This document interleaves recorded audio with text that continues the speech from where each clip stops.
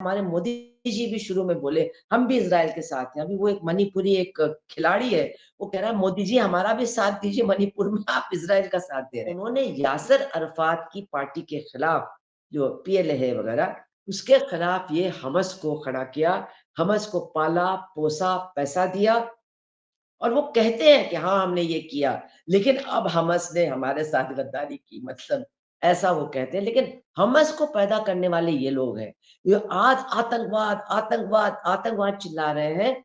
इन आतंकवादियों को तो इन्होंने ही पैदा किया, अपना उल्लू सीधा करने के लिए। पाश्चात्य के देश क्या करते हैं, वो इज़राइल को तो खूब हथियारों से लैस कर देते हैं, फिर जब युद्ध के कुछ दिन हो जाते हैं, तब वो बीच में आकर कहते हैं, अच्छा अब युद्ध विराम हो जाना चाहिए, अब बातचीत करके तय होना चाहिए। लेकिन हर बातचीत के बाद फिलिस्तीनियों का हक और भी ज़्यादा मारा जाता है। ये याद हुँ। करने वाली बात है कि क्या है वो चीज़ मध्य एशिया में जिसको साम्राज्यवादी देश हड़पना चाहते हैं, कब्ज़ा करना चाहते हैं। वहाँ की ज़मीन नहीं, वहाँ के लोग नहीं, बालू के नीचे जो तेल है, उस पर ये साम्राज्यवादी देश कब्ज़ा जमाना चाहते हैं। ये तेल का पता लग चुका था, तेल की रिफाइनिंग होने लगी थी, ब्रिटिश कंपनीज़ तेल को निकाल रही थीं, उनके समझ में आ रहा था कि इस बालू के नीचे तो अथाह सागर है तेल का और इस पर हमारा कब्ज़ा होना ज़रूरी है क्योंकि ये हमारे औद्योगिक और आर्थिक विकास के लिए बिल्कुल अनिवार्य है। जो साम्राज्यवादी देश हैं, आप देखिए कि उनका तर्क कितना ज़बरदस्त है। जूस का नरसंहार किया जर्मनी ने, तो भाई अगर जूस को बसाना था तो जर्मनी का एक हिस्सा उनको दे देते या उनको बड़ी हमदर्दी हो तो यूरोप में कहीं कोई जगह ढूँढ करके उनके हवाले कर देते। कि 1948 में वो जो पूरा इलाका है, वहाँ हुँ, पर एक ही मुल्क था और उसका नाम था फिलिस्तीन, उसका नाम था पैलेस्टाइन। वो कोई हुँ। दूसरा देश था ही नहीं। आप तो इतिहास के प्रोफ़ेसर हैं, आप इन बातों को जानते हैं, लेकिन बहुत कम लोग जानने की कोशिश करते हैं।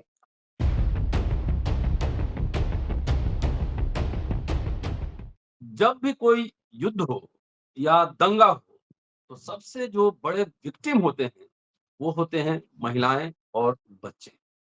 फिलिस्तीन में, गाज़ा पट्टी में और इज़राइल के बीच क्या चल रहा है, पूरे दुनिया की नज़र इस पर है। और मुझे लगता है कि दुनिया मूल रूप से 2 खेमों में बँट चुकी है। आज भारत से राहत सामग्री गाज़ा पट्टी के लिए भेजी गई है। मिस्र का जो बॉर्डर का एरिया है, वो भी खोला गया है और राहत सामग्री भेजी जा रही है। तो ज़ाहिर है इस एपिसोड में हम चर्चा करने जा रहे हैं कि आखिर वाक़ई गाज़ा पट्टी में जो हो रहा है और ख़ास तौर से महिलाओं के साथ जो हो रहा है, क्या हो रहा है? उसके क्या दूरगामी परिणाम होंगे? छोटे-छोटे बच्चे भी हैं, तमाम।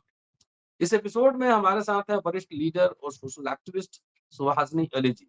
उनकी नज़र है इस पूरे घटनाक्रम पे, उससे समझने की उनसे कोशिश करेंगे कि क्या वहाँ पे हो रहा है और कितनी त्रासदी है गाज़ा पट्टी में। स्वागत है मैम आपका। जी, गुड इवनिंग। नमस्ते, शुक्रिया। जी, जी, बताएँ। आज सबसे पहले जब हम इस युद्ध के बारे में सोचते हैं या इस युद्ध के इतिहास के बारे में देखते हैं, तो हमको केवल इज़राइल और फ़िलिस्तीन को नहीं देखना चाहिए।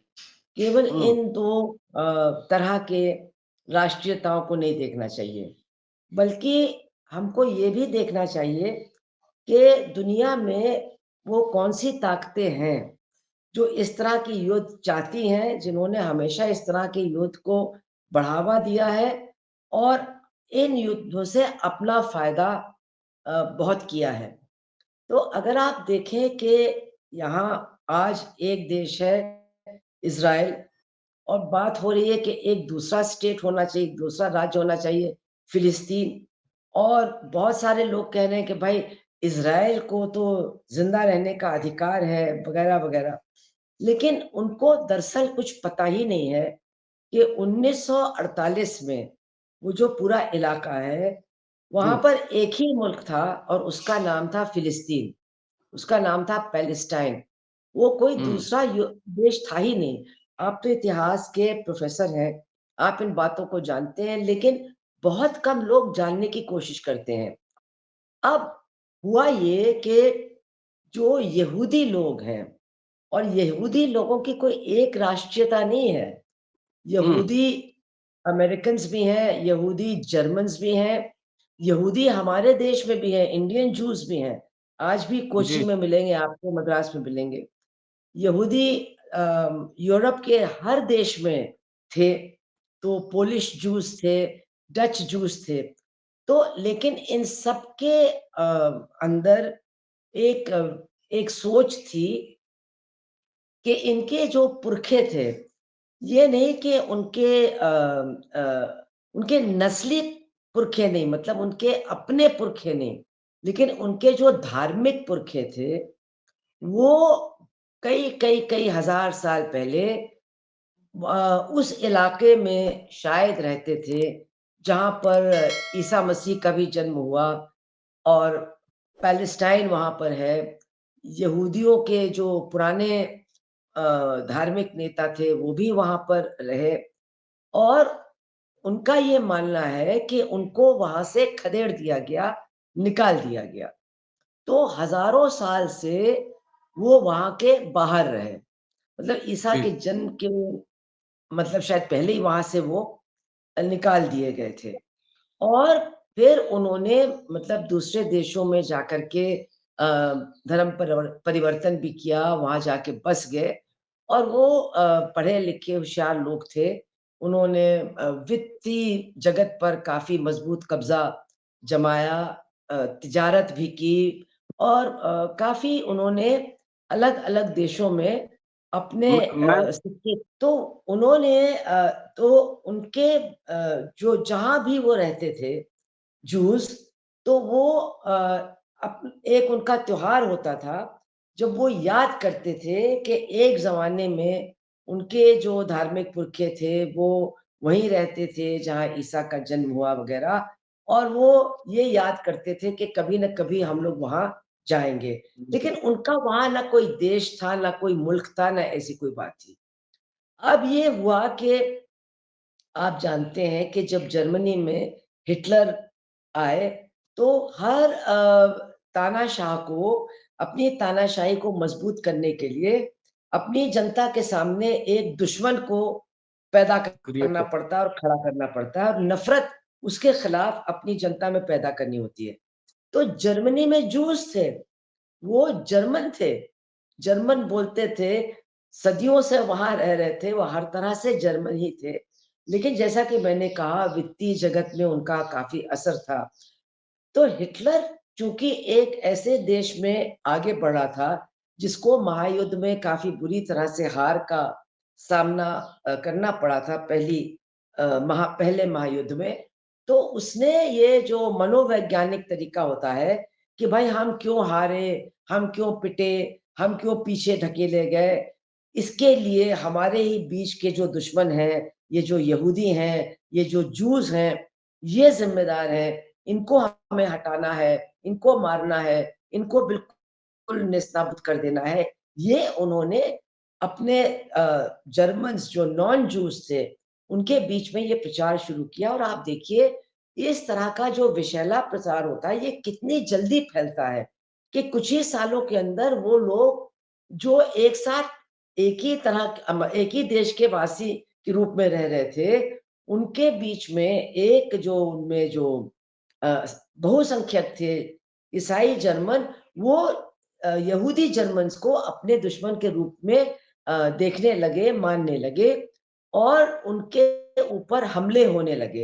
हिटलर ने जर्मनी के अंदर अपने आप को स्थापित करने के लिए सबसे पहले कम्युनिस्टों का कत्लेआम किया, कम्युनिस्टों को मारने का काम किया और फिर उसके बाद उन्होंने जूस पर लोगों का ध्यान आकर्षित किया और फिर जूस के ऊपर हमले होने लगे, उनके घरों के बाहर निशानी लग गई कि यहाँ जूस रहते हैं और फिर उनको वहाँ से हटाया गया। बहुत सारे जूस भाग गए वहाँ से, बहुत सारे जूस अमेरिका चले गए, दूसरे देशों में चले गए, लेकिन जो वहाँ रह गए उनकी तो बहुत ही दुर्दशा हुई और उनको जो कंसंट्रेशन कैंप्स थे, वहाँ पहुँचाया गया और मतलब अमानवीय यंत्रणाएँ उनको दी गईं और वहाँ पर एक तरह से बड़े-बड़े जो भट्टियाँ हैं और गैस के कमरे हैं, वहाँ पर उनको आधुनिक तरीकों से बड़ी संख्या में मारा गया, यानी नरसंहार करने के लिए नई-नई वैज्ञानिक इजाद की गई कि कैसे हम ज़्यादा से ज़्यादा लोगों को एक साथ मार सकते हैं। और उनकी सारी संपत्ति को ज़ब्त किया, उनके पास जो पेंटिंग्स थी, उनके पास जो दौलत थी, वो सब सरकार ने ले ली। यहाँ तक कि उनके दाँत में जो सोना फिलिंग के रूप में होता है, वो भी निकाल लिया, उसको भी रखा। मतलब हम लोग सोच भी नहीं सकते उनके साथ क्या हुआ। और कहा ये जाता है कि 60 लाख यहूदियों को उन भट्टियों में और उन गैस चेम्बर्स में मारा गया। और जब द्वितीय महायुद्ध खत्म हुआ, हिटलर और जर्मनी की पराजय हुई, जब ये एलाइड फोर्सेस वहां पर पहुंचे, तो उसमें से जो कहते हैं हड्डियों के ढांचे निकले थोड़े से, उन कंसंट्रेशन कैंप से। वो इंसान लगते ही नहीं थे क्योंकि उनको भूखा रखा गया था, उनको यंत्रणाएँ दी गई थी वगैरह-वगैरह। उन्होंने अपनी फिर आप बीती लिखी और ट्रायल चला और नाज़ियों के खिलाफ ट्रायल चला, ये सब कुछ हुआ। अब इसी दौरान ये बात हुई कि भाई इनको इतना सताया गया है, तो इनकी जो एक पुरानी इच्छा है कि हमारा अपना एक घर होना चाहिए, हमारा अपना एक देश होना चाहिए। तो इस बीच क्या हुआ था कि जो पैलेस्टाइन था, वो तुर्की के साम्राज्य का हिस्सा था और इस महायुद्ध में तुर्की भी हार गया, ब्रिटेन के हाथों उसकी हार हुई। और पैलेस्टाइन और ये सारे जो देश थे एक तरह से 18 सन 18 के बाद पहली महायुद्ध के बाद ब्रिटेन के जिसको कहना चाहिए उनके राज्य का हिस्सा बन गए या उनकी सत्ता के अंतर्गत आ गए। तो इंग्लैंड के प्राइम मिनिस्टर जो थे उनको ये सूझा कि क्यों ना इन यहूदियों को वहां पर बसाना शुरू किया जाए। अभी आप ये समझिए कोई इज़राइल नाम का देश नहीं था ये, अभी हम लोग 1920s की बात कर रहे हैं। सारे जूस की वहाँ हम्म, पर नरसंहार भी नहीं हुआ था। तो थोड़े-थोड़े जूस को वहाँ पर भेजना शुरू किया गया और इंग्लैंड की के घोषणाएँ हैं कि ये लोग वहाँ जाएँगे, लेकिन जो वहाँ के मूल निवासी हैं पैलेस्टीनियंस, उनको नहीं सताया जाएगा क्योंकि वहाँ जगह खाली है, वहाँ मतलब बहुत ज़्यादा खेती-बाड़ी नहीं होती है, तो इन लोगों को भी वहाँ पर रहने का मौका मिलेगा। लेकिन ये कतई जो वहाँ के मूल निवासी हैं, उनको डिस्टर्ब नहीं करेंगे, उनको वहाँ से नहीं हटाएँगे। तो ये स्थितियाँ थीं और इसके बाद फिर जैसा हमने कहा हॉलोकॉस्ट हुआ, यहूदियों का नरसंहार हुआ, पूरी दुनिया में उनके लिए हमदर्दी हुई। लेकिन आप देखिए, ये जो लोग इनको गोरे लोग कहते हैं, हम इनको गोरे तो नहीं कहेंगे, जो साम्राज्यवादी देश हैं, आप देखिए कि उनका तर्क कितना ज़बरदस्त है। जूस का नरसंहार किया जर्मनी ने, तो भाई अगर जूस को बसाना था तो जर्मनी का एक हिस्सा उनको दे देते या उनको बड़ी हमदर्दी हो तो यूरोप में कहीं कोई जगह ढूंढ करके उनके हवाले कर देते। लेकिन उन्होंने तय किया कि नहीं इनको वहां भेजा जाएगा जहां फिलिस्तीनी लोग रहते हैं। अब ऐसा नहीं है कि ये सब कोई कोई बेवकूफी थी कि ऐसे ही उन्होंने सोचा कि इनको वहां भेज दिया गया। आप याद करिए और आपके जो दर्शक और सुनने वाले हैं वो याद करें कि क्या है वो चीज मध्य एशिया में जिसको साम्राज्यवादी देश हड़पना चाहते हैं, कब्जा करना चाहते हैं। वहां की जमीन नहीं, वहां के लोग नहीं, बालू के नीचे जो तेल है उस पर ये साम्राज्यवादी देश कब्जा जमाना चाहते हैं। ये तेल का पता लग चुका था, तेल की रिफाइनिंग होने लगी थी, ब्रिटिश कंपनीज तेल को निकाल रही थी। उनके समझ में आ रहा था कि इस बालू के नीचे तो अथाह सागर है तेल का और इस पर हमारा कब्जा होना जरूरी है क्योंकि ये हमारे औद्योगिक और आर्थिक विकास के लिए बिल्कुल अनिवार्य है। तो उन्होंने सोचा जैसे कि एक तीर से दो शिकार कि हम हम्म, अपनी हमदर्दी को भी ज़ाहिर करेंगे कि ये बेचारे यहूदियों के साथ इतना ज़ुल्म हुआ, उनको यहाँ पर बसाएँगे, लेकिन उनको यहाँ बसा करके हम ये जो अरब मुल्क हैं, ये जो मध्य एशिया है, और उनका ये जो तेल है, हम उनके बीच में, और अगर आप शुरुआती जो पहले 48 में इज़राइल का नक्शा है, तो उसकी रूपरेखा एक एक खंजर की तरह है, एक डैगर की तरह है, और ये खंजर मध्य एशिया के हृदय की तरफ मतलब अपना रुख किए हुए है। तो आप देखिए, ये एक प्रतीक है कि एक वहाँ पर लोगों को बसा करके, और ये लोग अरब लोगों की तुलना में ज़्यादा पढ़े-लिखे थे, ज़्यादा विकसित थे, ज़्यादा जानकार थे, और उनको पूरी तरह से साम्राज्यवादी देशों ने पैसा दिया, हथियार दिए, हर तरह की सुविधा मुहैया की, और 1948 में जो वहाँ यहूदी, जिनको सेटलर्स कहा जाता था, वो केवल सेटलर्स थे, वो कोई इज़राइली मुल्क के नागरिक नहीं थे, वो मुल्क था ही नहीं। उन्होंने सन 48 में अपने मुल्क के जन्म में आने की घोषणा कर दी कि अब इज़राइल पैदा हो गया है, और अब हम फिलिस्तीनियों को यहाँ से खदेड़ेंगे, और ये देश हमारा हो जाएगा। आप सोचिए, ये हम्म, कितना बड़ा ज़ुल्म है कि जो लोग जहाँ रहते थे, जो उनका देश था, उनके घर थे, उनके खेत थे, उनके ये पेड़ थे, पशु थे, सब कुछ था। उनको रात में, और इसको नक्का कहते हैं, इट वाज़ अ मैसेकर, उनको ज़बरदस्ती वहाँ से खदेड़ा गया, और ये जो बाद में अब इज़राइल बना, उसका जो बीच का हिस्सा था, वहाँ से फिलिस्तीनियों को धीरे-धीरे खाली कर दिया गया, और उनको दूसरे इलाकों में जो हाशिए पर थे, वहाँ भेजा गया। तो इस पर जिन लोगों ने यहूदियों को वहाँ बसाया था, उन्होंने कोई आपत्ति नहीं की। जिन्होंने कहा था कि फिलिस्तीनियों के अधिकार सुरक्षित रहेंगे, उन्होंने उन अधिकारों को सुरक्षित रखने के लिए कुछ नहीं किया। बस वो प्रस्ताव पारित करते रहने कि ये जो यहूदी कर रहे हैं, बहुत गलत कर रहे हैं, ये ठीक नहीं है, उनको ऐसा करना चाहिए, उनको वैसा करना चाहिए। लेकिन वो इज़राइल बन गया, और इज़राइल के ये जो यहूदी नागरिक थे, उन्होंने दुनिया भर में ऐलान कर दिया कि अगर कोई भी यहूदी है, दुनिया में किसी के हिस्से में अगर वो यहाँ आता है, तो हम उसको इज़राइल की नागरिकता प्रदान करेंगे। अब आप सोचिए, जो वहाँ के नागरिक थे, जिनका देश था, उनका देश उनसे छीन लिया गया, और जो वहाँ कभी रहे नहीं थे, वो दुनिया के दूसरे हिस्सों में रहते थे। धर्म के आधार पर उनको आश्वासन दिया गया कि आपको यहाँ का नागरिक ऑटोमैटिकली, अलग से ही, फ़ौरन तत्काल बना दिया जाएगा, दे दी जाएगी आपको नागरिकता। तो ये है इस पूरे झगड़े की शुरुआत।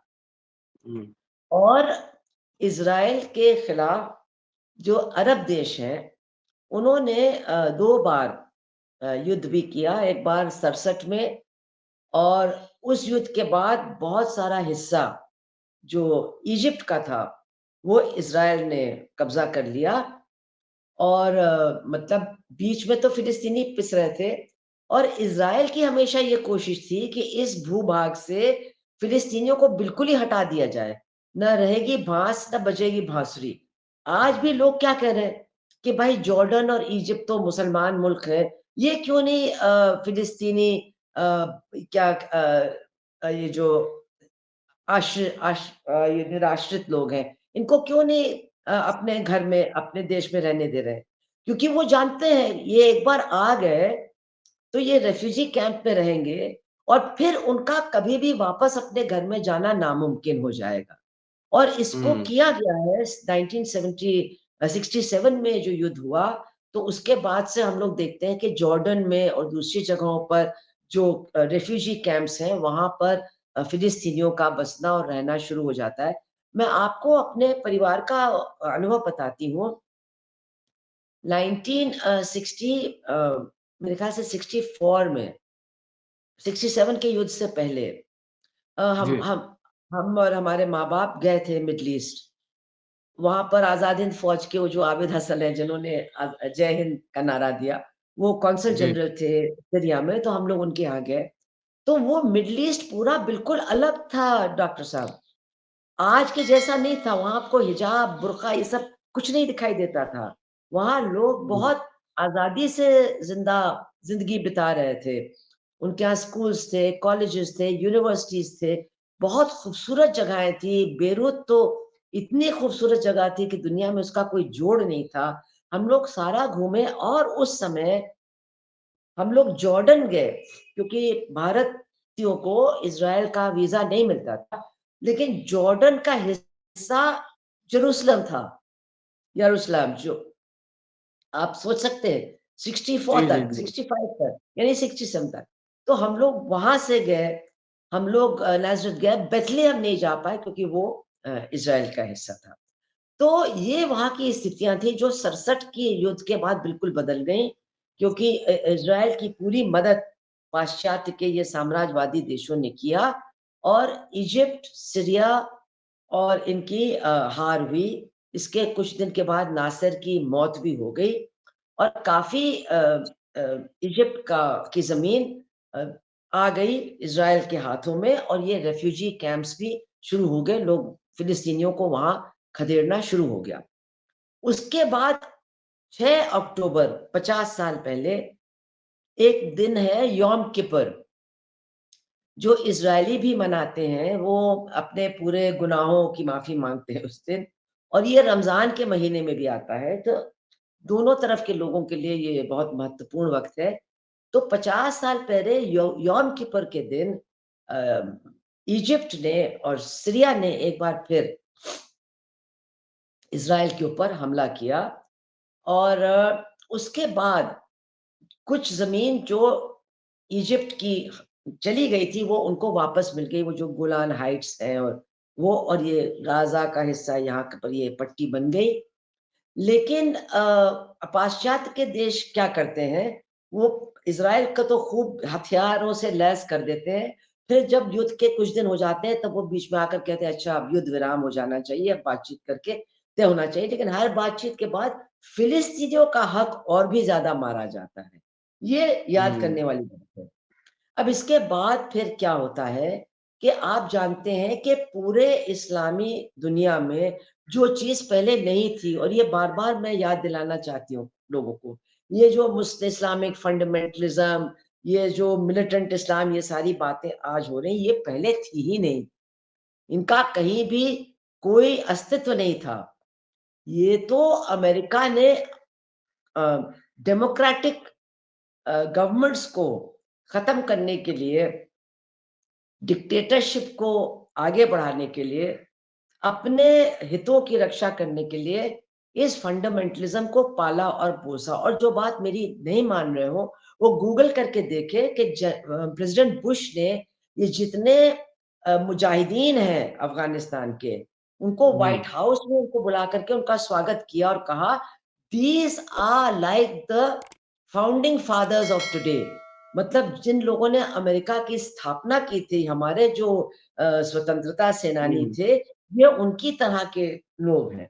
तो ये तो इसका इतिहास है, मैं शॉर्ट में जा रही हूँ। तो अब जी एक ये नई चीज़ उस इलाके में पैदा हुई, इस्लामिक फंडामेंटलिज़्म, रिलिजियस फंडामेंटलिज़्म, ये जिसको कट्टरपंथ हम कहते हैं। और जहाँ भी आप देखेंगे, लोग मानते नहीं है, लेकिन खुद अमेरिका के सरकार के लोगों ने ये कहा कि हाँ, इनको तो पैसा हमने दिया, ये हमारे लोग हैं।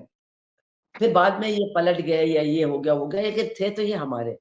इसी तरह से 80s में जाकर के एक तरफ लेबनान में हिज़्बुल्लाह पैदा होता है, जो शियों का एक मिलिटेंट ग्रुप है, और गाज़ा पट्टी में हमास पैदा होता है। और इज़राइल के नेताओं ने कल परसों भी माना है कि हमास को तो हमने पाला-पोसा, क्यों? क्योंकि जो आप यासर अराफ़ात का नाम याद करिए, यासर हम्म अराफ़ात फिलिस्तीनियों के नेता थे, वो एक सेक्युलर वामपंथी नेता थे। उनकी पत्नी शायद ईसाई थीं, उनकी सरकार में ईसाई थे और फिलिस्तीन का जो पूरा की जो बनावट है, वो कभी भी कोई इस्लामी बनावट नहीं था। इसमें हम्म क्रिश्चियन, जूस और मुस्लिम सब एक साथ थे, सब फिलिस्तीनी थे। लेकिन इज़राइल को यासर अराफ़ात और उनके जो राजनीति थी उससे बहुत खतरा महसूस होता था, क्योंकि वो लोगों को जोड़ने वाली राजनीति थी। तो उन्होंने यासिर अरफात की पार्टी के खिलाफ, जो पीएलए वगैरह, उसके खिलाफ ये हमास को खड़ा किया, हमास को पाला, पोसा, पैसा दिया, और वो कहते हैं कि हाँ, हमने ये किया, लेकिन अब हमास ने हमारे साथ गद्दारी की, मतलब ऐसा वो कहते हैं। लेकिन हमास को पैदा करने वाले ये लोग हैं। ये आज आतंकवाद, आतंकवाद, आतंकवाद चिल्ला रहे हैं। इन आतंकवादियों को तो इन्होंने ही पैदा किया, अपना उल्लू सीधा करने के लिए। और अब क्या हुआ है कि एक तरफ वो एक हिस्सा है जिसको वेस्ट बैंक कहते हैं, जहाँ फ़िलिस्तीनी अथॉरिटी है, यासिर अरफ़ात की जो पार्टी है, काफ़ी कमज़ोर हो चुकी है, और उसका क्षेत्रफल भी बहुत कम हो गया है, लेकिन वो अलग है। और गाज़ा पट्टी में जब इलेक्शन हुआ, तो इज़राइल की मदद से हमास जीता, और गाज़ा पट्टी पर हमास राज करता है। तो जो कुछ काम होता है गाज़ा पट्टी में, वो हमास और हमास के प्रशासन के माध्यम से ही होता है। तो वहाँ तो इन इन लोगों ने ही हमास को जमा करके रखा है। फिर वो कहते हैं कि गाज़ा पट्टी के लोग हमास को मानते हैं। अरे अगर हमास वहाँ प्रशासन चला रहा है, राज कर रहा है, तो वहाँ के लोग किसके पास जाएँगे? अगर उनको पानी चाहिए, बिजली चाहिए, नौकरी चाहिए, खाना चाहिए, बच्चों का स्कूल में दाखिला चाहिए, तो उनको हमास के पास जाना है। तो ये उन्होंने पूरा एक षड्यंत्र रचा, हमास को पैदा करके गाज़ा पट्टी को हमास के हवाले कर दिया। और आपके दर्शकों को याद रखना चाहिए कि ये जो युद्ध है, ये 6 या 7 अक्टूबर को नहीं शुरू हुआ है, जब हमास ने हमला किया। कोई एक दिन नहीं जाता पिछले 5 सालों में, जब फ़िलिस्तीनियों को इज़राइल की सेना मारती नहीं है। बच्चों को मारती है, गाज़ा में लोगों को मारती है, जो वेस्ट बैंक में लोग हैं, वहाँ अपने उनको सेटलर्स कहते हैं, यहूदी सेटलर्स को रोज़ आगे बढ़ने का पूरा मौका देते हैं, और वो लोग फ़िलिस्तीनियों को आज भी अपने घरों से, अपनी ज़मीन से बेदखल कर रहे हैं, भगा रहे हैं, मार रहे हैं। और एक दिन नहीं जाता जब वहाँ की औरतें, बच्चे और मर्द मारे नहीं जाते, बूढ़े मारे नहीं जाते। ये लोग भूल जाते हैं। और ऐसी परिस्थिति में निश्चित तौर पर जब हमास एक बिल्कुल करिश्मा दिखाता है, क्योंकि इज़राइल की सरकार तो कहती थी कि कोई हमारा तो हमारे सीमाओं को कोई मेद नहीं सकता है। हमने एक ऐसा सिस्टम कवच बना रखा है कि कोई हमला नहीं कर सकता है। लेकिन ये हमला हुआ, और इसके पीछे नेतन्याहू की नीतियाँ हैं, क्योंकि नेतन्याहू कुछ-कुछ वो कर रहे हैं जो हमारे यहाँ हो रहा है, वो अपने यहाँ की न्यायपालिका को समाप्त करना चाहते हैं, और इसके खिलाफ उनकी जनता ने ज़बरदस्त आंदोलन किया है, और जनता पूरी तरह से इनके खिलाफ है, और वो उनको ही दबाने में पिछले 6 महीने से काफ़ी व्यस्त था, और उसको और उसकी सरकार को ये पता ही नहीं लग पाया कि हमास की तरफ से इतने बड़े ज़बरदस्त हमले की तैयारी हो रही है, और वो हमला हुआ। हमला निश्चित रूप से बहुत ही क्रूर था। बच्चे मरे, औरतें मरे, लोगों को बंधक बना दिया गया। ये सारी बातें सही हैं। लेकिन ये नहीं भूलना है कि इसका संदर्भ क्या है। और दूसरा, जो इज़राइल का जवाब है, आप कह रहे हैं वो आतंकवादी हैं, और आप क्या कह रहे हैं? सारे फ़िलिस्तीनी जानवर हैं। वो इंसान नहीं है। उनको इंसानी अधिकारों का कोई वो नहीं है। हम उनको ख़त्म कर देंगे, नेस्तनाबूद कर देंगे। तो ये जो जिसको कलेक्टिव पनिशमेंट कहते हैं, सामूहिक दंड, ये आज के जो हम अपने आप को सभ्य प्रणाली के लोग मानते हैं, तो सभ्य प्रणालियाँ ये नहीं मानती हैं कि आप एक आदमी के अपराध के लिए उसकी पूरी समुदाय को दंडित कर सकते हैं। आपको याद होगा जब ये सलवा जदुम हमारे देश में शुरू हुआ था, तो हमारी न्यायपालिका ने इसीलिए उसको रद्द कर दिया कि अगर कोई हमला कर रहा है, तो आप उसके परिवार, उसके गाँव और तमाम उसके जैसे लोगों को दंडित नहीं कर सकते, मार नहीं सकते। Collective punishment is a sign of barbarism, it is not a sign of civilisation. लेकिन इज़राइल कुछ भी कर सकता है, क्योंकि बाइडेन उसके साथ है, और वो जो एक ऋषि सुनाक है, हम लोग को तो शर्म आनी चाहिए, वो भी उनके साथ है। और ये लोग कह रहे हैं कि नहीं, हम इज़राइल के साथ हैं। हमारे मोदी जी भी शुरू में बोले, हम भी इज़राइल के साथ हैं। अभी वो एक मणिपुरी एक खिलाड़ी है, वो कह रहा है मोदी जी हमारा भी साथ दीजिए मणिपुर में, आप इज़राइल का साथ दे रहे हैं। लेकिन अब भारत की सरकार को अपनी बात बदलनी पड़ी है, क्योंकि हमारा एक लंबा इतिहास है, फ़िलिस्तीन की जनता के साथ हम हमेशा खड़े रहे हैं और वो हमारे लिए फ़ायदेमंद रहा है। तो फिर उनको भी अपनी भाषा बदलनी पड़ी है और आज आप जानते हैं कि मदद का सामान भी, राहत सामग्री भी वहाँ पहुँचाई गई है। लेकिन उनके जो लोग हैं, वो तो पगला गए हैं। वो तो यहूदियों से ज़्यादा बदतमीज़ी की बातें कर रहे हैं। एक उनके कोई हैं, पता नहीं उनका कोई सुदर्शन चैनल है।